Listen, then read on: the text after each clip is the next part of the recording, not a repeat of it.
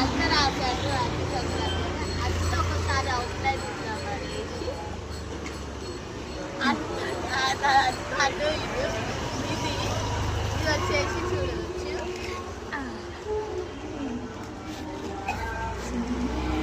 ఇక్కడ ఇక్కడ డిజైన్, అలాగే ఇది ఒక డిజైన్. ఇట్లా చూపిస్తాం మీకు క్లియర్గా.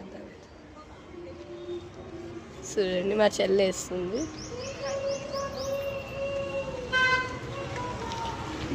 నెక్స్ట్ చెప్పు.